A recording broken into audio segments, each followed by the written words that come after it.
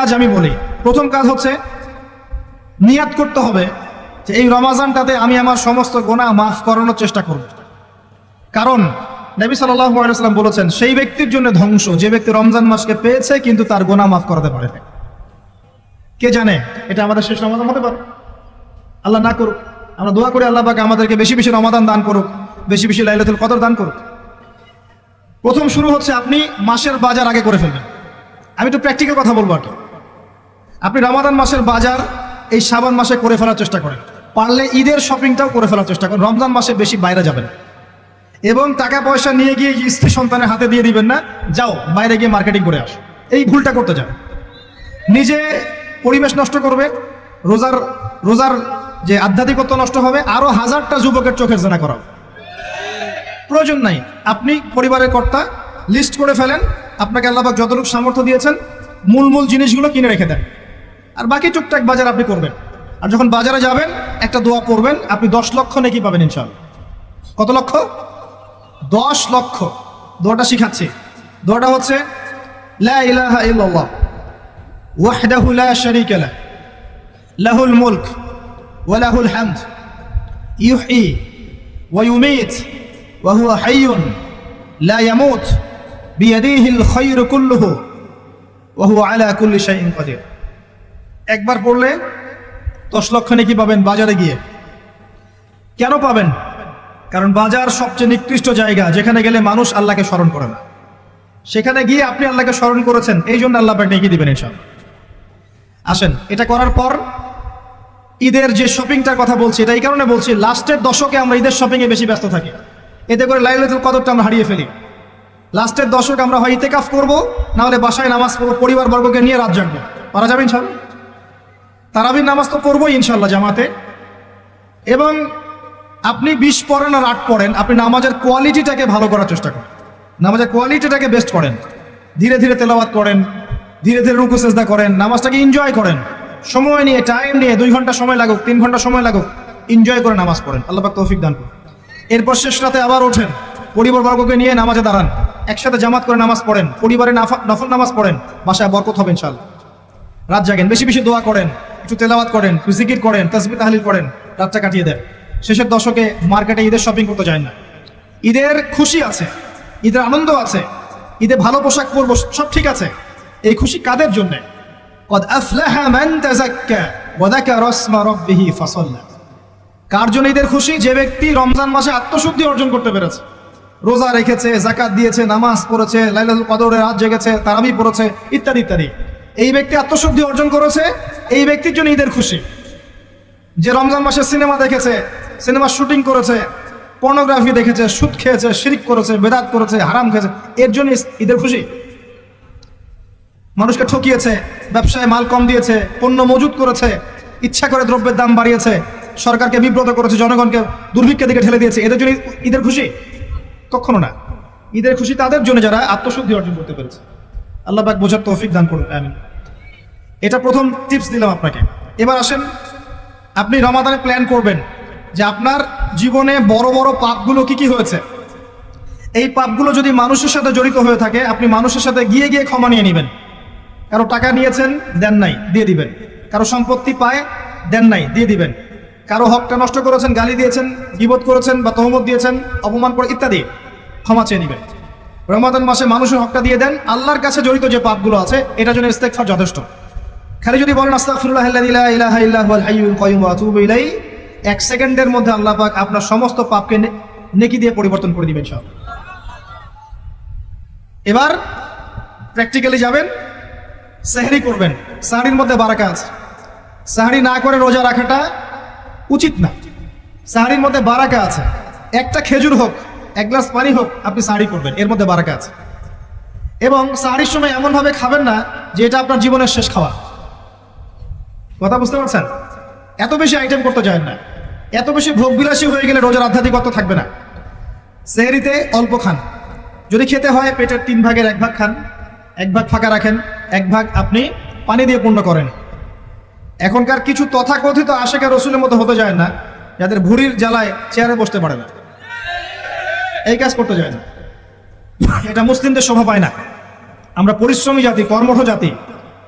আমাদের এইসব স্বভাব হয় না? এটাও শেষ জামান হাদিসে আছে। কি নাই আসলে, শেষ জামানে এক শ্রেণী মানুষ বের হবে যারা হবে থাকিল, একদম উড়িওয়ালা, ঠেস দিয়ে বসে থাকবে আরাম করে, এবং বলবে যে কোরআনে যা আছে আমি তাই মানি, হাদিসটা আমি মানি না, ইত্যাদি। আসেন, সাহরির পরে রোজা রেখেছেন, 5 ওয়াক্ত নামাজ জামাতে পড়ার চেষ্টা করেন। খুব সিম্পল জিনিস, খুব বেশি কিছু দরকার নেই আমাদের। 5 ওয়াক্ত নামাজ আপনি জামাতে পড়ার চেষ্টা করেন। বাসার থেকে ওযু করে বের হবেন, প্রত্যেক পদক্ষেপ হাঁটবেন, আপনার একটা স্টেপে একটা করে গুনাহ মাফ হবে, একটা নেকি লেখা হবে, মর্যাদা বাড়িয়ে দেওয়া হবে। একে 10 দিয়ে গুণ করা হবে, রমজান মাসে আরো 70 দিয়ে গুণ করা হবে ইনশাআল্লাহ। ফজরের নামাজটা জামাতে পড়লেন, নামাজটা জামাতে পড়ার পর আপনি বসে থাকবেন, কিছু সময় জিকির আজগার তাসবিহ তাহলিল করবেন, পারলে 1 পারা করে কোরআন তেলাওয়াত করবেন। রমাদান মাসে প্রত্যেক দিন 1 পারা করে কোরআন তেলাওয়াত করার চেষ্টা করবেন। 30 দিন 30 পারা, রমাদানে অ্যাটলিস্ট একটা খতম পারা যাবে, অ্যাটলিস্ট একটা খতম চেষ্টা করা যায় না ইনশাআল্লাহ।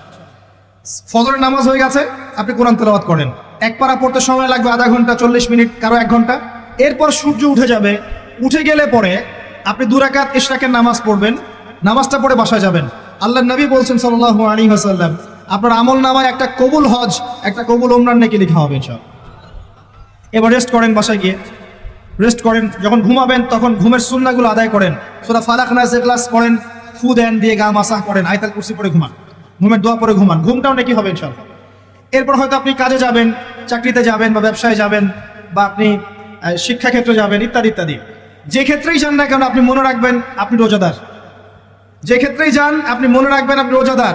আমি কারোর সাথে এখন ঝগড়া করতে পারবো না, কারোর সাথে এখন মারামারি করতে পারবো না, আমি কারো গীবত করতে পারবো না, আমি মিথ্যা বলতে পারবো না, আমি মাপে কম দিতে পারবো না, আমি জনগণকে ঠকাতে পারবো না, আমি রোজাদার। এটা মনে রাখবেন। এটা মনে রাখলে পরে দেখবেন ইনশাআল্লাহ তাআলা আপনি আল্লাহকে পাচ্ছেন, আল্লাহর মারিফত পাচ্ছেন। খাচ্ছি না, আল্লাহর ভয় না? পানি পান করছি না, স্ত্রী সহবাস করছি না, কার ভয়? আল্লাহর ভয় না? এত কঠিন কাজ করার পরেও রোজার নেকি পাওয়া যাবে না যদি রোজা রাখা অবস্থায় আমি মিথ্যা বলি, মাপে কম দেই, গীবত করি, সুদ খাই, জেনা করি, ইত্যাদি। নবী সাল্লাল্লাহু আলাইহি ওয়াসাল্লাম বলেছেন সেই ব্যক্তির পানাহার ছেড়ে দেয় আল্লাহর কিচ্ছু যায় আসে না, যে ব্যক্তি রোজা রেখে অশ্লীল কাজ করেছে। মা বোনদেরকেও বলবো, রোজা রেখে যদি বেপরদায় চলেন রোজার কোনো দাম নাই। রোজা রেখেও যদি এমন কাপড় পরে চলেন যেই কাপড় পরা না পরা একই কথা, ঢাকা শহরের ফ্যামিনিস্ট মেয়েদের মতো জিন্স আর গেঞ্জি পরে ঘোরেন, রোজা রাখা না রাখা পরে একই কথা। এটা রোজা হয়নি, উপবাস হয়েছে, উপবাস। ইকোনমিক সেকশন আমরা যারা আছি, আমরা যদি রোজা রেখেও সুদ খাই, আমার রোজা রাখা না রাখা আল্লাহর কিচ্ছু যায় আসে না। আমরা ধর্মীয় ক্ষেত্রে যারা আছি, জানা অনুযায়ী আমল যদি না করি, দিনকে দুনিয়ার স্বার্থে ব্যবহার করি, আমাদের রোজা রাখা না রাখায় কিছু যায় আসে না। আমরা যদি মিথ্যা বলি, অন্যের গীবত করি, অশ্লীল কাজ করি, গার্লফ্রেন্ডের সাথে সময় কাটাই, ওর সাথে কফি খেতে যাই, ডেটিং করতে যাই, এই যে ফেসবুকের মাধ্যমে চ্যাটিংয়ে প্রেম করি, ইউটিউবে অশ্লীল ভিডিও দেখি, পর্নোগ্রাফি দেখি, ইত্যাদি ইত্যাদি, এইসব রোজা রাখা না রাখা আল্লাহর কিচ্ছু যায় আসে না। আমি হাত জোর করে বিনতি করছি ভাই, খাওয়া পান করা, স্ত্রী সহবাস ছেড়ে দেওয়ার নাম রোজা নয়, এটার নাম রোজা নয়, এটা একটা অংশ রোজার মাত্র। রোজা রেখে আল্লাহর যাবতীয় হারাম ত্যাগ করলে পরে রোজা হবে ইনশাআল্লাহ। এই কাজগুলো করার চেষ্টা করি, আল্লাহ পাক তৌফিক দান করুন। রোজা রাখা অবস্থায় আপনি বেশি বেশি জিকির করবেন। কি করবেন? সুবহানাল্লাহ পড়বেন, আলহামদুলিল্লাহ পড়বেন, আল্লাহু আকবার পড়বেন, লা ইলাহা ইল্লাল্লাহ পড়বেন, লা হাওলা ওয়ালা কুওয়াতা ইল্লা বিল্লাহ পড়বেন হাসবিয়াল্লাহু ওয়া নি'মাল ওয়াকিল, সুবহানাল্লাহি ওয়া বিহামদিহি, সুবহানাল্লাহিল আযীম, সুবহানাল্লাহিল আযীম ওয়া বিহামদিহি। পড়বেন আস্তাগফিরুল্লাহ ওয়া আতুবু ইলাইহি, আস্তাগফিরুল্লাহ ওয়া আতুবু ইলাইহি। পড়বেন লা ইলাহা ইল্লাল্লাহ ওয়াহদাহু লা শারীকা লাহু, লাহুল মুলকু ওয়া লাহুল হামদু ওয়া হুয়া আলা কুল্লি শাইইন কাদির। পারা যাবেন ইনশাআল্লাহ? বেশি বেশি পড়বেন। আরেকটা কাজ করবেন, প্রতিটা কাজ নবী সাল্লাল্লাহু আলাইহি ওয়াসাল্লামের সুন্নাহ মাফিক করার চেষ্টা করবেন। সুন্নাহ মাফিক, খাচ্ছেন তার সুন্নাহ মাফিক, টয়লেট করছেন তার সুন্নাহ মাফিক, ঘুমাচ্ছেন তার সুন্নাহ মাফিক। সুন্নাহর বইগুলো আছে না বাজারে, কিনে নেবেন, কিনে নিয়ে দেখবেন প্রতিটা কাজ কিভাবে করলে সুন্নাহ হবে। এই কাজগুলো করতে গিয়ে আপনাকে গভর্নমেন্ট বাধা দিবে, বিশ্বের পরাশক্তিরা বাধা দিবে, আপনাকে কি কেউ পিটাবে এগুলো করলে, জেল খাটাবে? এগুলো আমাদের ব্যক্তি স্বার্থের ব্যাপার, ইচ্ছা করলেই করা যায়। এই ইচ্ছাটা আল্লাহ পাক আমাদের অন্তরে জাগ্রত করুন, আমিন। একটা কাজের কথা বলবো, নর্মালি আমরা ফরজগুলোতে বেশি ফোকাস করি, ফরজ ওয়াজিবে। রমজান মাসের সুন্নত মোস্তাহাবে ফোকাস করতে হবে। রমাদানে একটা নফল আপনাকে ফরজের নেকি দিয়ে দিবে ইনশাল্লাহ। রমাদান একটা সুন্নাহ আপনাকে ফরজের নেকি দিবে ইনশাল্লাহ। তো রমজান মাসে শুধু ফরজ নয়, একটু সুন্নাহ সালাতগুলো, নফল সালাতগুলো একটু বেশি বেশি পড়ার চেষ্টা করি। আল্লাহ পাক তৌফিক দেন। স্পেশালি একটা কাজ করার চেষ্টা করতে পারি, অজু যখন ভেঙে যায়, টয়লেট করলেন অজু ভেঙে গেল, সাথে সাথে হালকা করে অজু করে ফেলার চেষ্টা করে, সবসময় পবিত্র থাকার চেষ্টা করে। বেলাল আল হাবাশী নাম শুনেছেন? রাদিয়াল্লাহু আনহু। নবী সাল্লাল্লাহু আলাইহি ওয়াসাল্লাম বলছেন, আমি যখনই জান্নাতে গিয়েছি বেলাল তোমার পায়ের শব্দ শুনেছি। সুবহানাল্লাহ। যেই বেলালকে উত্তপ্ত মরুভূমিতে শুয়ে নির্যাতন করা হচ্ছে, সেই বেলাল বলছেন আহাদুন আহাদ। সেই বেলাল রাদিয়াল্লাহু আনহুর নামে শানে সূরা নাজিল হচ্ছে কুল হুয়াল্লাহু আহাদ। ওই বেলাল রাদিয়াল্লাহু আনহুকে নবী সাল্লাল্লাহু আলাইহি ওয়াসাল্লাম বলছেন, যখনই জান্নাতে যাই তোমার পায়ের আওয়াজ শুনি, তুমি কি এমন আমল করো যার কারণে এই মর্যাদা তোমার? বেলাল রাদিয়াল্লাহু আনহু বলছেন, আমি তো স্পেশাল তেমন কোনো আমল করি না, আপনারা যা করেন আমিও তাই করি, তবে আমার যখনই ওযু ভেঙে যায় আমি ওযু করি, আর আমি ওই ওযু দিয়ে 2 রাকাত নামাজ পড়ি। এটাকে তাহিয়াতুল ওযুর নামাজ বলে। রমজান মাসে করার চেষ্টা করি, আল্লাহ পাক তৌফিক দান করুন। আমরা অনেকে মসজিদে যাই, ধাপ করে বসে পড়ি, করি না এই কাজটা? মসজিদে গিয়েছি, ধাপ করে আগে বসে পড়ি। মসজিদে গিয়ে 2 রাকাত নামাজ পড়ে বসা সুন্নত। মিনিমাম 2 রাকাত নামাজ পড়ে বসলে আপনি তাহিয়াতুল মসজিদের নেকি অর্জন করলেন, মসজিদের হকটা আদায় করলেন। ওই জায়গা আপনার জন্য সেজদার সাক্ষী থাকলো, কিয়ামতের মাঠে আপনার পক্ষে সাক্ষী দিবে। এই সুন্নাহগুলো আমরা চর্চা করার চেষ্টা করি রমজান মাসে। রমজান মাসে দাড়িটা ছেড়ে দেন, দাড়িটা ছেড়ে দেন। এটা একমাত্র ভিজিবল সুন্নত, দৃশ্যমান সুন্নত, যেটা আপনার সাথে কবরে যাবে। যখন কাফন দেয়া হবে তখন দেখা যাবে না আমার সাথে আর কোন কোন সুন্নাহ আছে, এই একটা সুন্নতই দেখা যাবে আমার সাথে কবরে যাচ্ছে। কথা কি বুঝতে পারছেন? আর এটাকে আমরা এখন যত পারি মেয়ে হওয়ার চেষ্টা করছি। নবীজি বলেছিলেন শেষ জামানায় ছেলেরা মেয়েদের পোশাক পরবে আর মেয়েরা ছেলেদের পোশাক পরবে। দেখুন মেয়েরা এখন ফর্মাল পোশাক পরছে, জিন্সের গেঞ্জি পরে ঘুরছে, আর ছেলেরা ক্লিন শেভ। ছেলেরা মেয়েদের মতো গাল বানাচ্ছে। আর কোন সাইনের জন্য অপেক্ষা করছেন? নবীজি বলেছিলেন উঁচু উঁচু বিল্ডিং নির্মাণের প্রতিযোগিতা করা হবে। একবার এয়ারে ঢাকার কাছাকাছি আসবেন, এয়ারে তো সফর করেছেন আপনারা অনেকেই, যখন এয়ার ফ্লাই করে টেক অফ করে বা ল্যান্ড করে তখন ঢাকার কাছাকাছি, তখন উপর থেকে আপনি ঢাকাকে দেখবেন। কেন বলেছি this is the city of Akhiruzzaman, কেন বলেছি? নবীজি বলেছেন কিয়ামতের 2টা মেজর সাইন, 2টার মধ্যে একটা হচ্ছে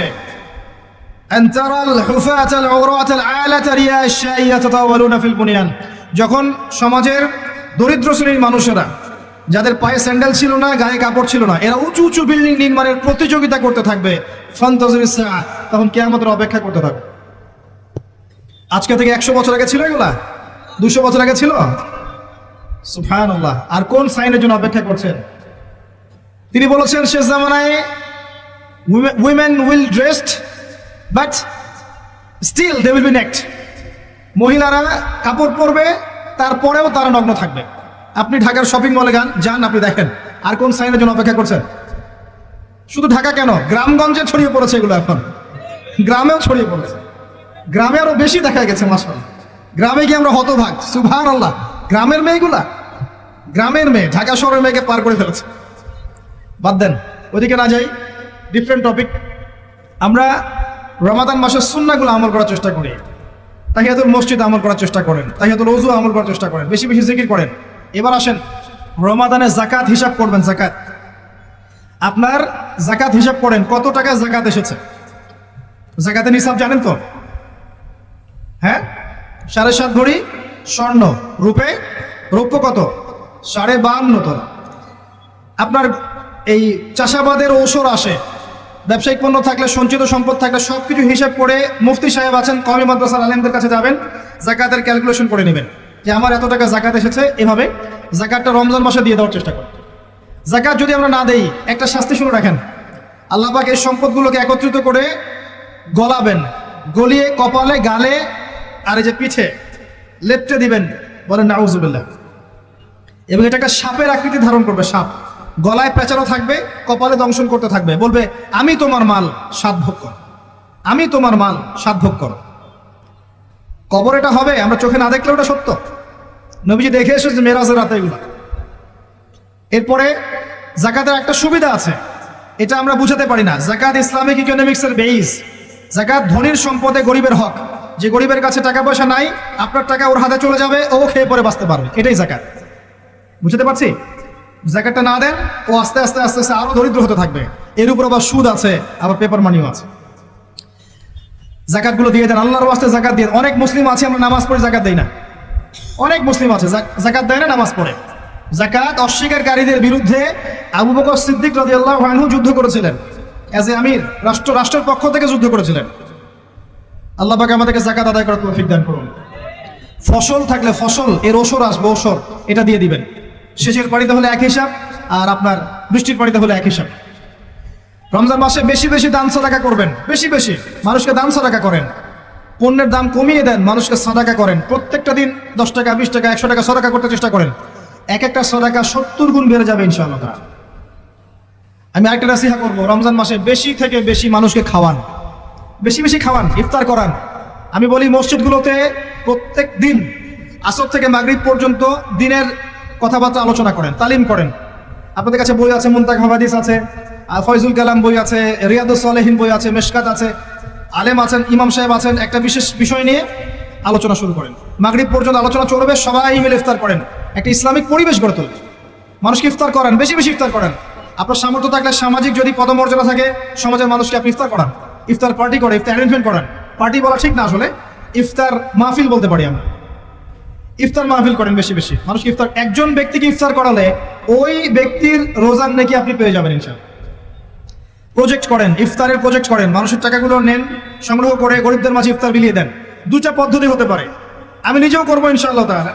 দুটো পদ্ধতি হতে পারে, ডেইলি বেসিসে ইফতার দিতে পারেন, অথবা মাসের বাজার করে দেন। এক মাসে কি কি লাগে, কতটুকু চাল, বুট, ডাল লাগে লিস্ট করেন, করে একটা ফ্যামিলিতে একটা প্যাকেট পাঠিয়ে দেন। দেখবেন পুরো ফ্যামিলি ইনশাআল্লাহ তাআলা রমজান মাসটা খেয়ে পরে বাঁচতে পারবে। এগুলো আমরা না করলে কারা করবো? অমুসলিমরা করবে। অমুসলিমরা করে করেই তো সবাইকে খ্রিস্টান বানাচ্ছে। কোথায় আছেন আপনি? সমাজ সেবা করে করে তো মানুষের ঈমান আমল হরণ করে ফেলছে, আর আমরা সমাজ সেবা করতে চাচ্ছি না। জি, আমরা গরিব মানুষের পাশে দাঁড়াচ্ছি না, ওরা গিয়ে দাঁড়াচ্ছে। দেখবেন মানুষ বলছে হ্যাঁ এই ধর্মটা ভালোই, আমি খ্রিস্টান হয়ে যাই। কত মানুষ যে খ্রিস্টান হয়ে যাচ্ছে আপনি জানেন? পরে বুঝবেন, যখন আমরা এই যে হাত বাঁধা, পায়ে পা রফুলে ইত্যাদি নিয়ে মারামারি করছি, কে কোন মাযহাব, কে কোন তরিকা, কার কোন ত্রুটি আছে, এগুলো নিয়ে আমরা সোশ্যাল মিডিয়ায় ঘাটাঘাটি করছি। এই সময়গুলোর মধ্যে এগুলো অনেক এগিয়ে গেছে। এরা আরো এসব এই খোরমা জিলাপি নিয়ে মারামারি করতে থাক, দেখবেন আস্তে আস্তে আস্তে আস্তে কোন দিকে চলে যায় পরিস্থিতি। গলার মধ্যে দড়ি দিয়ে ফাঁস লাগানো হয়ে গেছে, খালি টানা বাকি আছে। আরে এখন ঝগড়া করে বেড়াচ্ছে কোন আলেমের কোন সমস্যা। লাহুম কুলুবুন লা ইয়াফকাহুনা বিহা, আল্লাহ পাক বলেছেন সূরা আরাফ 179। রমজান মাসে বেশি বেশি ইফতার করান, বেশি বেশি দান সাদাকা করেন। আর একটা কাজ বলে আমি শেষ করছি, রমজান মাসে পরিবারকে সময় দেন। পরিবারকে সময় দেন, পরিবারের হক আছে আমাদের উপরে। স্ত্রীকে সময় দেন, স্বামীকে সময় দেন, একসাথে ইফতার বানান। একটা পরিবেশ, একটা আনন্দ, একটা উৎসবের আমেজ যেন বিরাজ করে। ছোট ছোট বাচ্চা থেকে রোজা রাখতে উৎসাহিত করেন, সবাই একসাথে বসে একটা বড় প্লেটে ইফতার করেন। বাচ্চারা যখন বড় হবে তখন বলবে ছোটবেলায় আমরা বাবা মার সাথে এভাবে ইফতার করেছি, সংস্কৃতি লালন করেছি। পারিবারিক হৃদ্যতা চলে আসেন, প্রতিবেশীকে ইফতার পাঠান, প্রতিবেশীকে ইফতার হাদিয়ে দেন, মসজিদে একসাথে ইফতার করেন। তারপর রাতের বেলা তাহাজ্জুদে দাঁড়ান, তারাবিতে দাঁড়ান, তারাবির নামাজে ধীর স্থিরভাবে কেরাত করেন। ইমাম যাকে নিযুক্ত করবেন তাকে সুললিত কণ্ঠে কোরআন তেলাওয়াত করতে বলবেন, ধীর স্থিরভাবে, তাকে প্রেশার দিবেন না। তার দায়িত্ব নিয়ে নেন। ইমাম হাফেজদের পুরো মাসের দায়িত্ব নেন, তার পরিবারের দায়িত্ব নেন। একটা সম্মানজনক হাদিয়ার ব্যবস্থা করে দিবেন, যাতে করে তারা নিশ্চিন্তে থাকে পুরো মাস, তাকে অন্যদিকে ফোকাস করতে না হয়। অন্য অন্য কান্ট্রিতে যখন কোনো সায়েন্টিস্ট থাকে, তার পরিবারের দায়িত্ব পুরো রাষ্ট্র নিয়ে নেয়, সে ঠান্ডা মাথায় গেলে গবেষণা করবে। একই প্রসেস, আপনি আলেম ওলামা, ইমাম হাফেজদের দায়িত্ব নিয়ে নেন, তার পরিবারের দায়িত্ব নিয়ে নেন। বা হুজুর আপনি আপনার কাজ করেন, আমরা আপনার পরিবার দেখছি। তাকে আপনি কোরআন তেলাওয়াত করতে দেন, কোরআন হিফজ করবে, মানুষকে কোরআন শেখাবে, তারাবির নামাজ পড়বে, ইমামতি করবে, মানুষকে দার্স দিবে, খুতবা দিবে। আসেন যে মেজর পয়েন্টটা বাকি আছে সেটা বলি। তার আগে এটাও বলি যে ইফতার করার সময় বেশি খাবেন না। যদি আপনি বেশি খান তাহলে আপনি তারাবির নামাজে দাঁড়াতে পারবেন। আর একটা মেজর কথা, এটা লাস্ট পয়েন্ট, সেটা হচ্ছে এই মাসে কি নাজিল হয়েছে ভাই, কোন কারণে এই মাসটা সম্মানিত। এই মাসে আল্লাহর কিতাবকে সময় দিতে হবে, এই কিতাবকে সময় দিতে হবে। আল্লাহ রাব্বুল আলামিন বলেছেন এই কিতাবের মধ্যে সবকিছুর সমাধান আছে। আল্লাহ পাক বলেছেন এই কিতাবে কোনো সন্দেহ নাই। আল্লাহ পাক বলেছেন এই কিতাব আমাদের জন্য সুসংবাদ এবং শেফা, আরোগ্য, রহমা। এখন একটু বসেন, একটু সময় নেন। এই কিতাব প্রথমত আপনাকে তিলাওয়াত করা শিখতে হবে। রমজান মাস আসার আগেই আপনি তিলাওয়াত করা শিখে ফেলেন। যদি না জানেন, রমজান মাসে পুরো 1 মাস তাজবিদ শিখবেন স্থানীয় ইমামের কাছে। পারবেন না? 1 মাসের মধ্যে কোরআন তিলাওয়াত শেখা সম্ভব, 1 মাসে শেখা সম্ভব। বলছিলাম রমাদান মাস এবং লাইলাতুল কদরকে সম্মানিত করা হয়েছে একটা কারণেই, কারণ এই মাসে এই রাতে আল কোরআন নাজিল করা হয়েছে। এটাই কারণ। কোরআন কখন নাজিল হলো? যখন সমাজে সুদ আছে, মদ আছে, জেনা আছে, ব্যভিচার আছে, শিরক আছে, এরকম সমাজে প্রথম কি নাজিল হলো? পড়ো। প্রথমে নাজিল হয়নি শিরক করো না, প্রথমে নাজিল হয়নি যে সুদ খেও না, প্রথম আয়াত এটা ছিল না জেনা করো না, প্রথম আয়াত এটাও ছিল না মূর্তি পূজা করো না। হ্যাঁ, প্রথম আয়াত কি? ইকরা, পড়ুন। আল্লাহ পাক বুঝাতে চাচ্ছেন সমাজের জাহিলিয়াতকে দূর করতে হলে লেখাপড়ার কোনো বিকল্প নাই, এবং সেই পড়াশোনাটা হতে হবে আল্লাহর ওহির আলোকে। যে ওহিটা আল্লাহ পাক নাজিল করেছেন এর বেসিসে আপনাকে পড়াশোনা করতে হবে। এই জ্ঞানটা দিয়ে আপনি সমাজ সংস্কার করতে পারবেন ইনশাআল্লাহ তাআলা। এর সাথে উপকারী জ্ঞানগুলো কি নিব না? অবশ্যই নিব। ওহির জ্ঞানের সাথে, কোরআন সুন্নাহর জ্ঞানের সাথে আমি ইতিহাসের জ্ঞান নিব, আমি পলিটিক্যাল সায়েন্সের জ্ঞান নিব, আমি দর্শনের জ্ঞান নিব, জিও পলিটিক্সের জ্ঞান নিব, প্রয়োজন আমি সায়েন্সের জ্ঞান নিব, আমি কমার্সের জ্ঞান নিব, আর্টসের জ্ঞান নিব, মেডিকেল সায়েন্স পড়বো, ইঞ্জিনিয়ারিং পড়বো, সবই পড়বো। কিন্তু বেসিকটা কি হবে? কোরআন, সুন্নাহ, ইসলাম। এরপর আপনি ডাক্তার হন, ইঞ্জিনিয়ার হন, পলিটিশিয়ান হন, সামাজিক নেতা হন, প্রশাসনের ক্যাডার হন, আপনার জন্য মোবারকবাদ। আপনি যেখানেই যাবেন সেখানেই বরকত ছড়াবেন ইনশাআল্লাহ। যে পলিটিশিয়ানের ভিতরে তাকওয়া আছে তার দ্বারা দুর্নীতি সম্ভব না। যে প্রশাসনের কর্মকর্তার ভিতরে তাকওয়া আছে সে ঘুষ নিতে পারবে না, দুর্নীতি করতে পারবে না। যে আলেমের ভিতরে তাকওয়া আছে সে দিনকে দুনিয়ার বিনিময়ে বিক্রি করবে না। যে ডক্টরের ভিতরে তাকওয়া আছে সে ডাক্তার হবে, কসাই হবে না। যে ইঞ্জিনিয়ারের ভিতরে তাকওয়া আছে সে দেখবেন সত্যিকারের প্রকৌশলী হবে, সে কিন্তু চোর হবে না। ভিতরটা চেঞ্জ করতে হবে, ভিতরটা, এর নাম তাকওয়া। ভিতরটা চেঞ্জ করবে একটা জিনিস, আল্লাহর ওহী, কোরআন এবং সুন্নাহ, ইসলাম। এটা আপনার ভিতরকে পরিবর্তন করবে। আর আমরা অনেক বড় বড় কথা বলি অনেক সময়, কিন্তু মূল কাজটা হচ্ছে ভিতরটা পরিবর্তন করা। আমাদের সবার সাথে যার যার কলব যাবে, যার যার আমল যাবে। আল্লাহ পাক আমাকে কলার চেপে ধরে বলবেন না যে বাংলাদেশে ইসলামী খেলাফত কায়েম করে আসো নাই কেন, এটা আল্লাহ পাক আমাকে বলবেন না। আল্লাহ পাক বলবেন তোমাকে যে দায়িত্ব দিয়েছিলাম ওই দায়িত্ব ঠিকঠাক মতো পালন করেছো কিনা, আল্লাহ পাক এটা বলবেন না। বেসিকে আসেন, নিজের আত্মশুদ্ধি, এটা বেসিক। আলাইকুম আনফুসাকুম, নিজের নফসের খবর নাও, নিজের নফসটাকে পবিত্র করো, নিজের নফসের মধ্যে হিংসা ত্যাগ করো, বিদ্বেষ ত্যাগ করো, অহংকার ত্যাগ করো, রিয়া ত্যাগ করো, দুনিয়ার মোহ ত্যাগ করো। নিজের নফসের মধ্যে বেশি বেশি পরকালের ফিকির আনো, জিকির করো বেশি বেশি, কোরআন বেশি বেশি তেলাওয়াত করো, হালাল খাও, আদর্শ পরিবার গঠন করো, তাওহীদে থাকো, সুন্নতে থাকো, ইনশাআল্লাহ হাসতে হাসতে জান্নাতে চলে যাবেন। একটা হাদিস আমি পড়েছি ফয়জুল কালাম বইয়ের মধ্যে, গতকালকে মাহফিলে বলেছিলাম, আপনাদেরকে বলছি। মাদ্রাসায় পড়ানো হয় ক্লাসিক্যাল একটা বই ফয়জুল কালাম, সবাই কিনতে পারেন, হাদিসের বই। চমৎকার কিছু হাদিস আছে। এখানে একটা হাদিস আছে আমাদের জন্য সুসংবাদ। নবী সাল্লাল্লাহু আলাইহি ওয়াসাল্লাম বলছেন, হে সাহাবীরা, তোমরা এমন একটা যুগের মধ্যে বাস করছো যেই যুগে কেউ যদি ইসলামের 10% ছেড়ে দেয় সে ধ্বংস হয়ে যাবে। সাহাবীদেরকে বলছেন তোমরা এমন একটা যুগে বাস করছো, এই যুগে ইসলামের 1/10 কেউ ছেড়ে দিলে সে ধ্বংস হয়ে যাবে। কিন্তু তোমাদের পরে এমন একটা যুগ আসবে যেই যুগে মানুষ যদি 1/10 ধরে রাখতে পারে, 10% ধরে রাখতে পারে, তাহলেই নাজাত পেয়ে যাবে। আমরা সেই যুগে আছি না? আমাদের চতুর্দিকে ফিতনা নয় কি? আপনার ঘরে ফিতনা, সমাজে ফিতনা, ইকোনমিক্সে ফিতনা, রাষ্ট্রে ফিতনা, বিশ্বে ফিতনা, ধর্মে ফিতনা, সবখানেই ফিতনা, ফাসাদ। আমরা সেই যুগের মধ্যে বাস করছি। আসুন, আল্লাহ পাক কোরআন নাজিল করলেন, প্রথমে পড়তে বললেন। তার মানে আল কোরআন এবং সুন্নাহ এগুলোকে পড়া শিখতে হবে।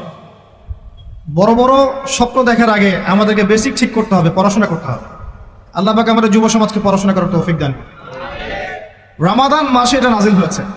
আল্লাহ পাক সূরা বাকারায় বলছেন, শাহরু রমাদানাল্লাযী উনজিলা ফীহিল কুরআন। রমাদান সেই মাস যেই মাসে কোরআন নাজিল করা হয়েছে। কি জন্য নাজিল করা হয়েছে? হুদাল লিন-নাস। এই কোরআন হচ্ছে মানব জাতির জন্য হেদায়েত, নট অনলি ফর মুসলিমস। এটা শুধু মুসলিমসদের জন্য হেদায়েত নয়, হুদাল লিন-নাস, পুরো মানব জাতির জন্য হেদায়েত। কোরআনে ইহুদির জন্য হেদায়েত আছে, খ্রিস্টানের জন্য আছে, অমুসলিম হিন্দুদের জন্য আছে, সবার জন্য কোরআন। এটা সাম্প্রদায়িক কোনো কিতাব নয়, এটা টোটালি অসাম্প্রদায়িক একটা বই। আল কোরআন যে কেউ পড়তে পারে। এটা কারো পৈতৃক সম্পত্তি নয় যে একটা শ্রেণীর মানুষই পড়বে বাকিরা পড়বে না, সবাই পড়বে ইনশাআল্লাহ তাআলা। এটা আল্লাহর কিতাব, আল্লাহর কালাম।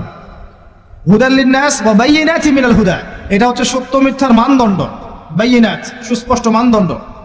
আর কি ওয়াল ফুরকান, প্রমাণ, হুজ্জাত, দলিল। এটা আল্লাহ পাক কোরআন সম্পর্কে বলছেন। আরেকটা জায়গায় চলে যাই, চলেন সূরা নাহল এর 89 নম্বর আয়াতে চলে যান। আল্লাহ পাক বলছেন ওয়া নাযালনা আলাইকাল কিতাব, হে নবী আমি আপনার প্রতি এমন একটা কিতাব নাযিল করেছি, অর্থাৎ আল কোরআন। ওয়া নাযালনা আলাইকাল কিতাব তিবয়ানান লিকুল্লি শাই, যেই কিতাবটা প্রত্যেকটা বিষয়ের ব্যাখ্যা। আপনি কি আমার কথা শুনতে পারলেন? আল্লাহ বলছেন কোরআন প্রত্যেকটা বিষয়ের ব্যাখ্যা। আপনার ব্যক্তি জীবন এখানে আছে, আপনার ব্যবসায়িক জীবন এখানে আছে, অর্থনৈতিক জীবন এখানে আছে, পারিবারিক জীবন এখানে আছে, সামাজিক লাইফ এখানে আছে, সবকিছু আছে। তিবিয়ানান লিকুল্লি শাই, প্রত্যেকটা বিষয়ের ব্যাখ্যা এখানে আছে। তিবিয়ানান লিকুল্লি শাই ওয়া হুদা ওয়া রাহমাতান ওয়া বুশরা লিল মুসলিমিন, এই কোরআন হচ্ছে হেদায়েত এবং রহমত, দয়া। ওয়া বুশরা লিল মুসলিমিন, মুসলিমদের জন্য সুসংবাদ। এই কোরআন শুরুতে আছে আলিফ লাম মিম যালিকাল কিতাব লা রাইবা ফিহ, এটা এমন একটা কিতাব যেই কিতাবের মধ্যে কোনো সন্দেহ নাই। কোন লেখক বলতে পারে আমার বইয়ের মধ্যে কোনো সন্দেহ নাই? সন্দেহের কোনো অবকাশই নাই।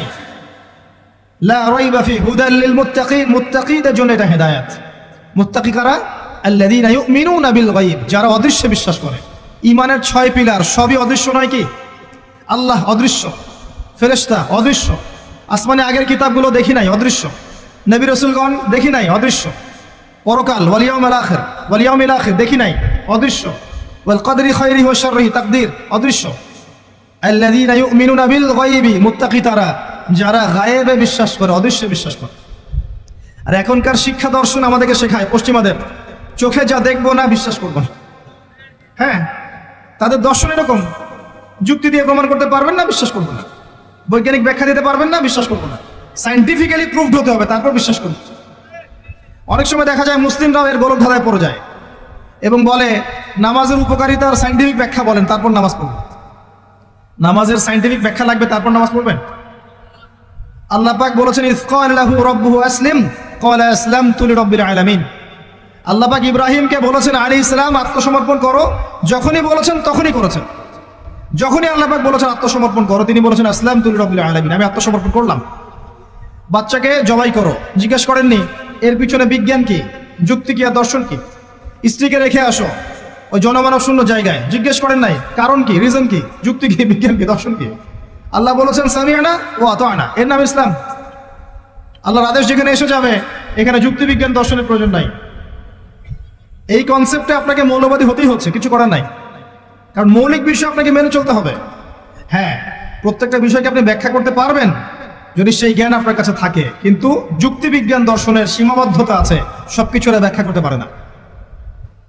ভালো করে শিক্ষা দর্শন হজম করে তারপর পড়াশোনা করেন, অন্যথায় আপনারা দাড়ি টুপি নিয়েও অনেক সময় দেখবেন এই যে এটা কি বলে, এথিজমের দিকে যাচ্ছেন, নাস্তিকতার দিকে যাচ্ছেন।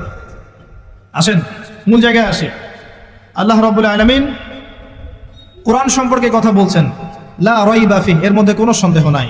একই সূরার মধ্যে আল্লাহ পাক বলছেন যে ওয়া ইন কুনতুম ফি রাইবিন মিম্মা নাযালনা আলা আবদিনা ফাতু বিসূরাতিন মিন মিথলি, তোমরা যদি এই কিতাব নিয়ে সন্দেহ করে থাকো যে এই কিতাব আল্লাহর পক্ষ থেকে এসেছে নাকি অন্য কারো পক্ষ থেকে এসেছে, তোমরা যদি এই কিতাব সম্পর্কে সন্দেহ পোষণ করো যেটা কি আল্লাহর পক্ষ থেকে এসেছে না অন্য কারো পক্ষ থেকে এসেছে, তাহলে এর মতো কিছু আয়াত নিয়ে এসে দেখাও, একটা সূরা রচনা করে দেখাও।